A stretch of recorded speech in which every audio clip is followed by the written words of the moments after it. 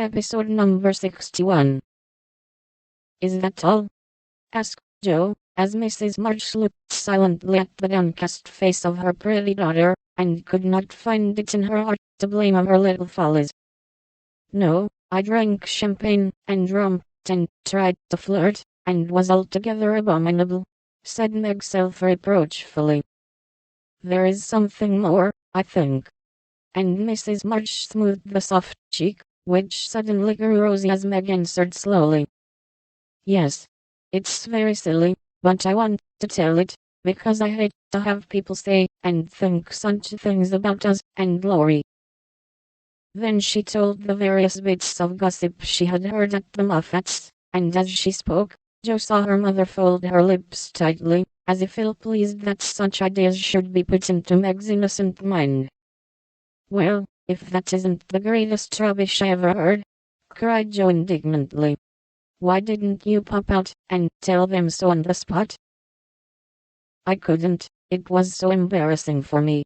I couldn't help hearing at first, and then I was so angry and ashamed, I didn't remember that I ought to go away. Just wait till I see any Moffat, and I'll show you how to settle such ridiculous stuff. The idea of having plans and being kind to Laurie, because he's rich and may marry us by and by. Won't he shout when I tell him what those silly things say about us poor children? And Joe laughed, as if on second thoughts the thing struck her as a good joke. If you tell Laurie, I'll never forgive you. She mustn't, must she, Mother? Said Meg, looking distressed. No, never repeat that foolish gossip, and forget it as soon as you can, said Mrs. March gravely. I was very unwise to let you go among people of whom I know so little, kind, I dare say, but worldly, ill-bred, and full of these vulgar ideas about young people.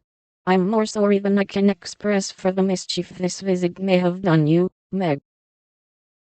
Don't be sorry, I won't let it hurt me. I'll forget all the bad, and remember only the good, for I did enjoy a great deal, and thank you very much for letting me go. I'll not be sentimental or dissatisfied, Mother.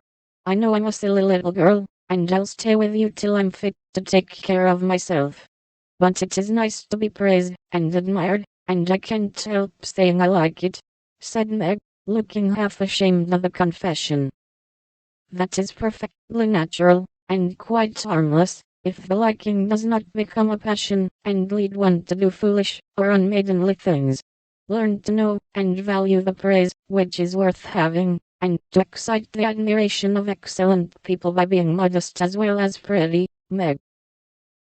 Margaret sat thinking a moment, while Joe stood with her hands behind her, looking both interested and a little perplexed, for it was a new thing to see Meg blushing and talking about admiration, lovers, and things of that sort.